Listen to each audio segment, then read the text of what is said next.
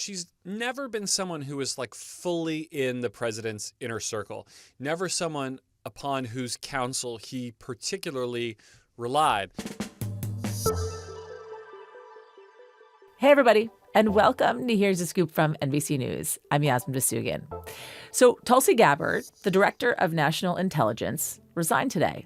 So why is she stepping down? And what's going to be next for her? Plus, as the Trump administration seeks to deport as many immigrants as possible, data from ICE detention centers shows an uptick in incidents of self-harm and even suicide amongst detainees.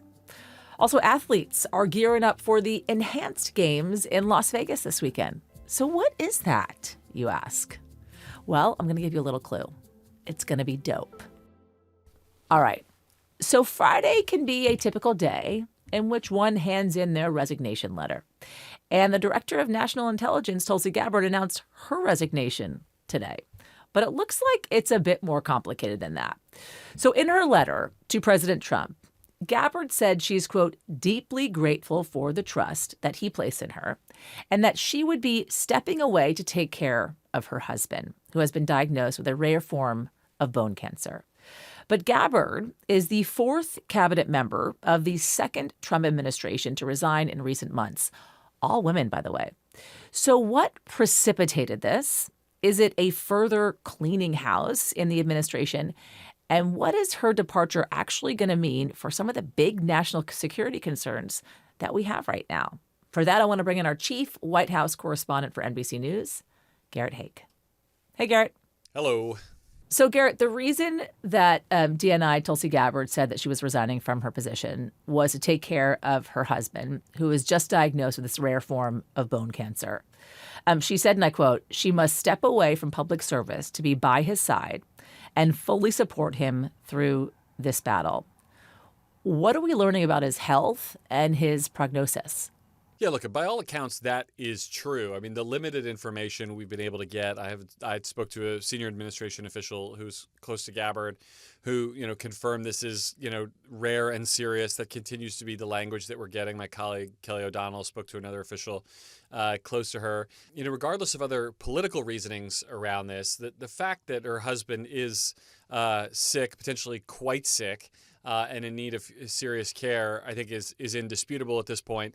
And I will just say, having covered Gabbard off and on since she was a member of Congress, they do have what in D.C. I think amounts to a pretty close, very present marriage for a lot of people who are trekking back and forth across the country to see their significant others. Remember, she represented Hawaii. Yeah. Her husband was a pretty constant presence. He was a constant presence on the campaign trail where he often served as her videographer.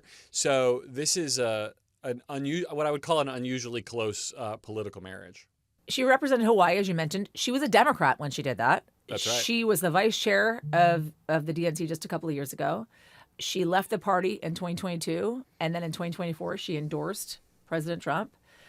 The only other, quote unquote, Democrat in the Trump administration is HHS Secretary Robert F. Kennedy. Yeah. She's former military and has long been an outspoken critic of the open-ended wars with Afghanistan and Iraq, and has not been outspoken when it comes to Iran necessarily, but there have been questions as to whether or not she actually supported the war with Iran. And as we well know now, one of her top deputies, Joe Kent, actually resigned in protest over the war That's right. with Iran. But it seems as if the theme of this second term of Trump has not been firings, abrupt firings by social media. It has been soft landings, stepping down.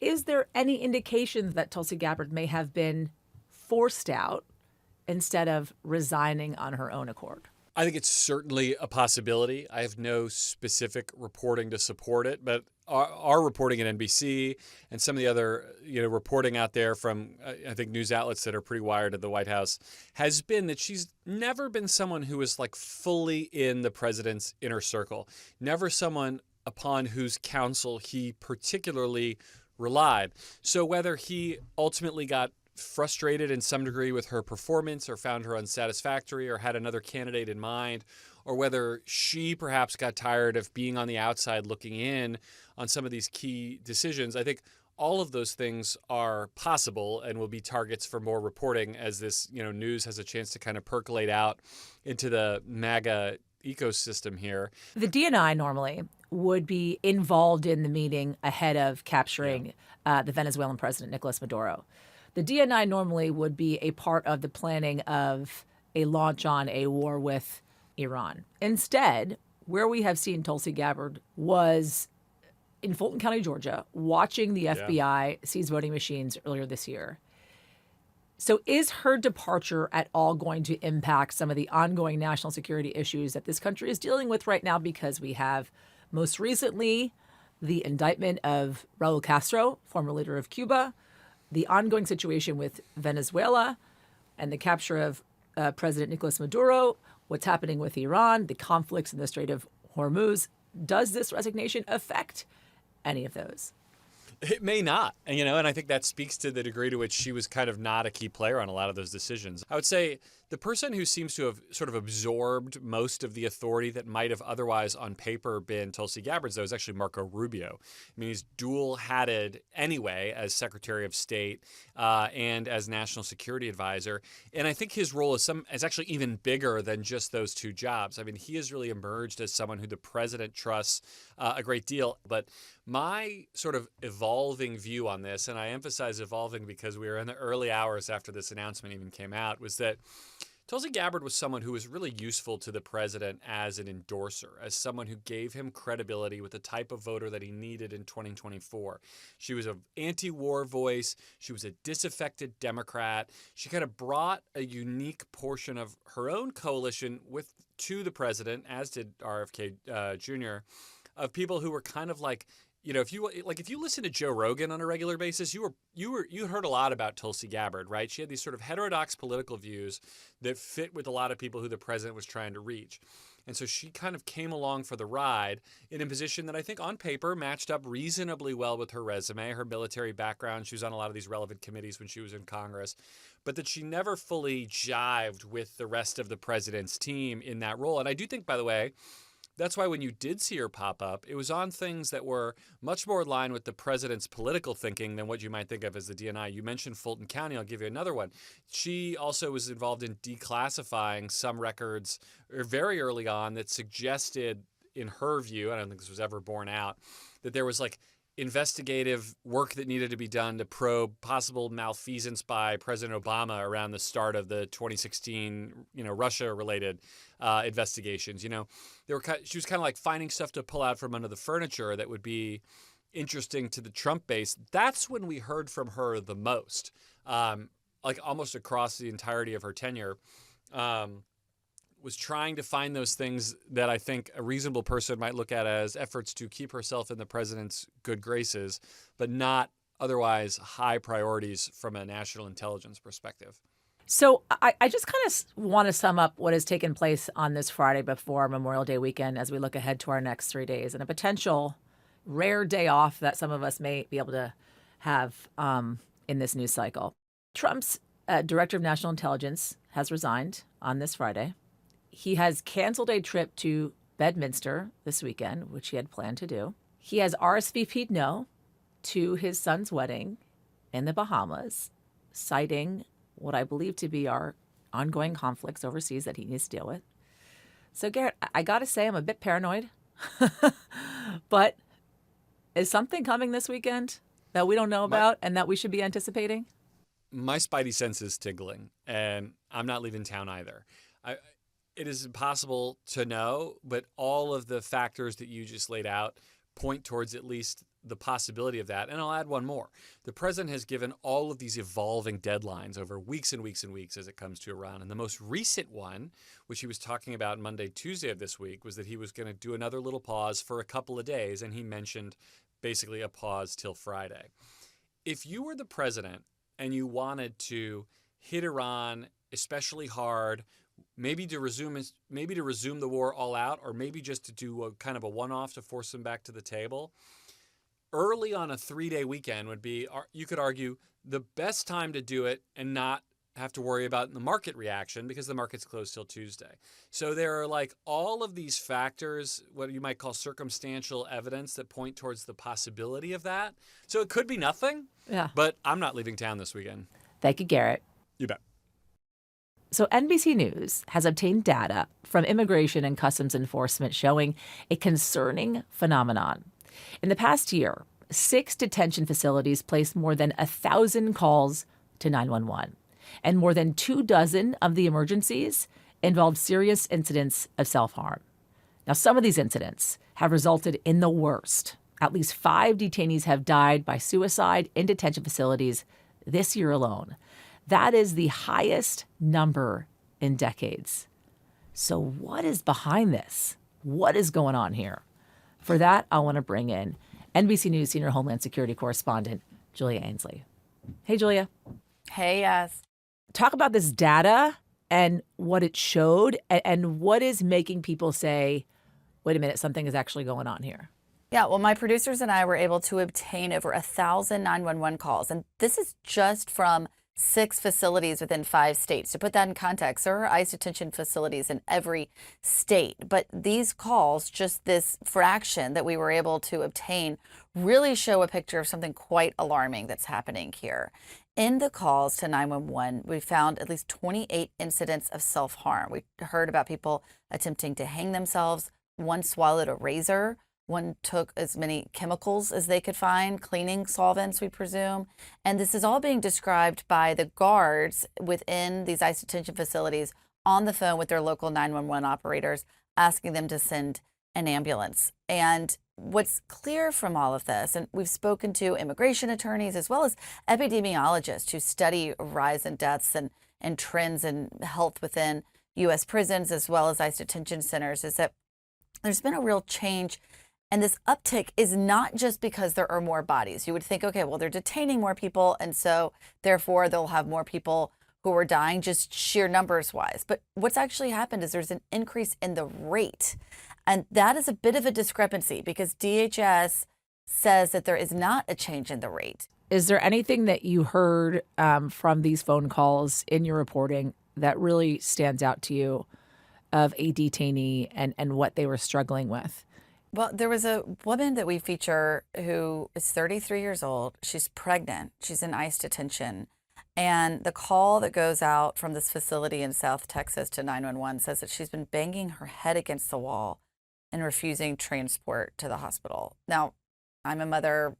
You're a mother. You know, in that stage of life, you're really trying to preserve yourself because you're caring for another person. And it just seemed the banging of her head against the wall seemed that she was so desperate. And I think the reason why that story really stands out, one, just because it was so hard to hear, but also just this desperation. And a big piece of this, I talked to immigration advocates that they are hearing more desperation from their clients because they don't know when they will get out. It's really different from our normal penal system in the United States where you know when your next court date is, you know how long you've been sentenced, you know when you'll have an opportunity for parole. They're now detaining immigrants who have been arrested from the interior of the country, many of whom have been living in the U.S. for decades, and detaining them without the possibility of parole. And they don't know when they might have an opportunity to make their case before a judge. And so this idea that there's no end in sight seems to really be affecting the mental health of people. And the physicians I spoke to said that often suicides are the tip of the iceberg because that's obviously the most extreme form of self-harm.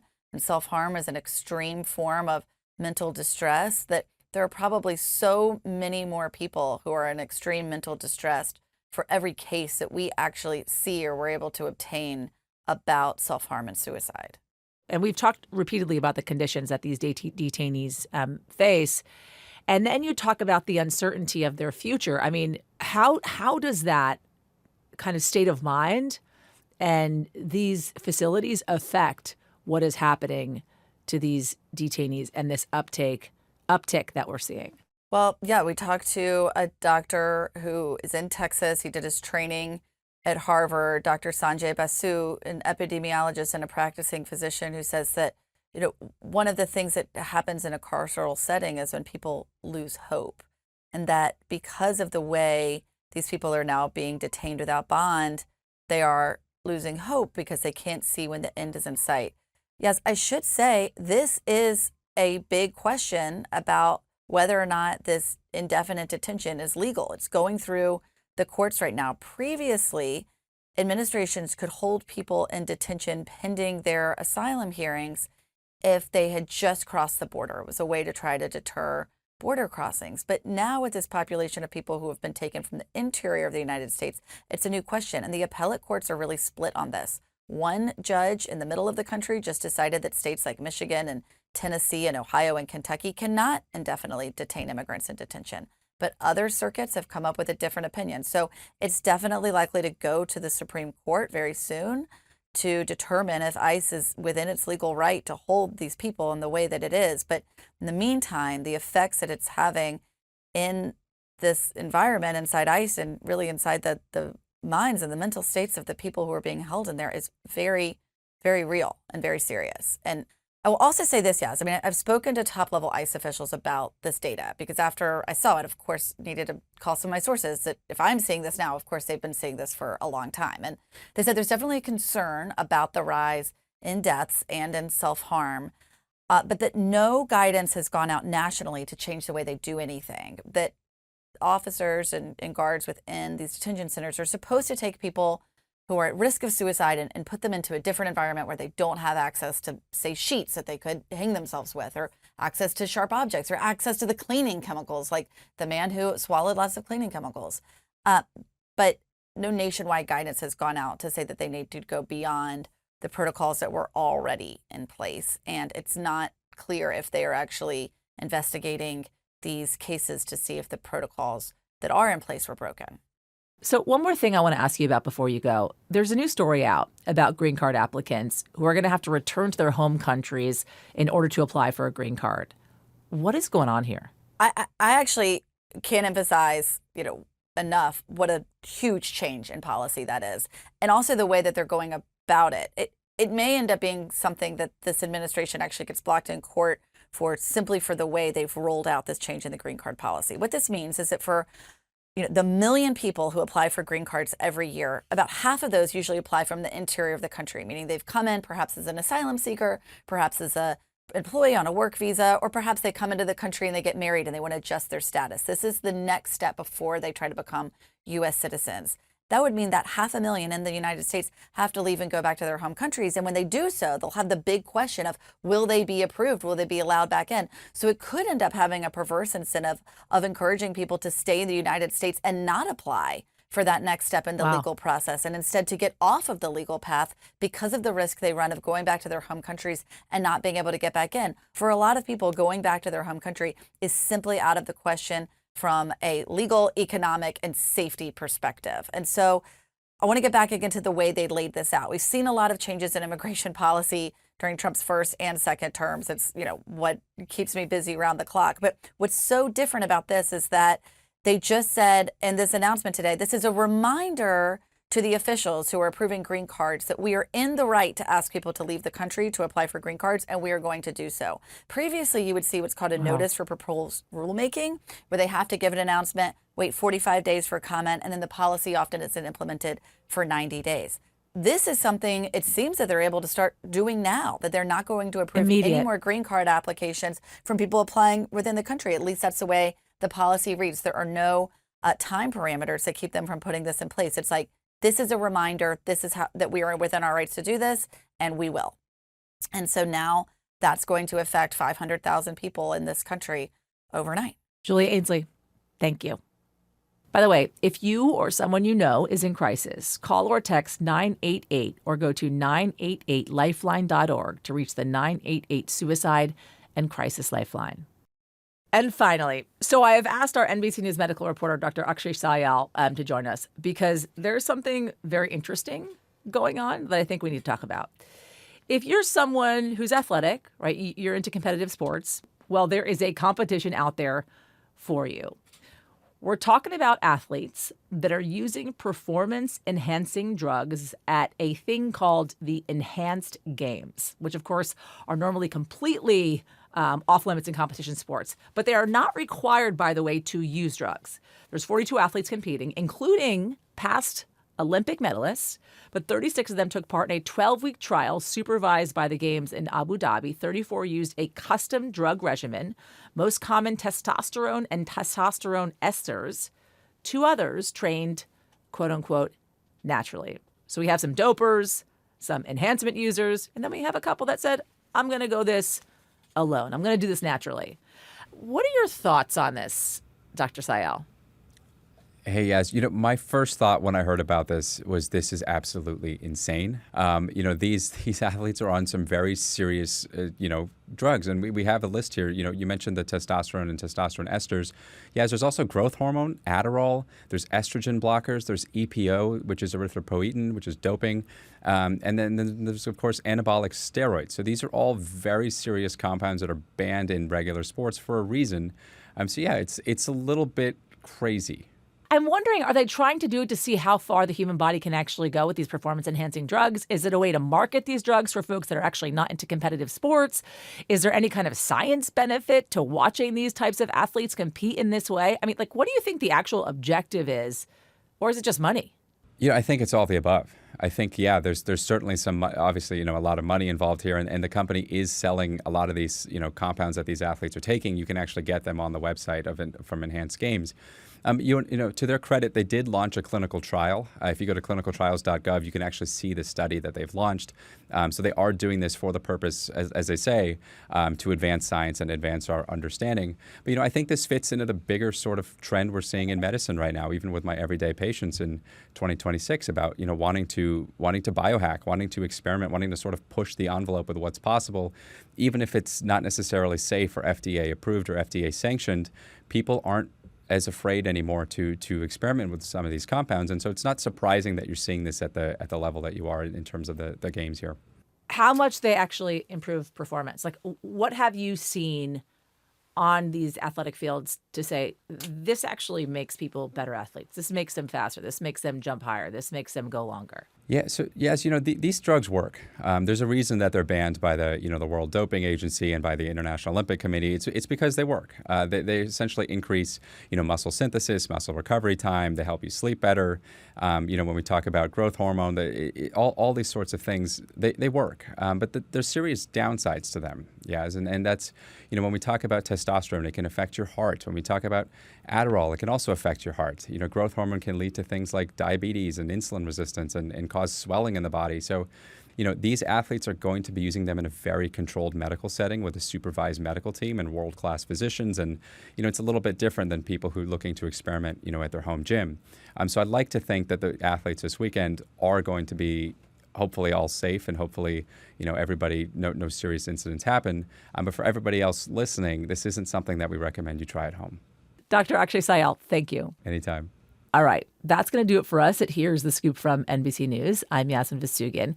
We'll be back on Monday with whatever the day may bring. And if you like what you heard and you saw, press the subscribe button. We'll see you Monday. We thank you for watching. And remember, stay updated on breaking news and top stories on the NBC News app or watch live on our YouTube channel.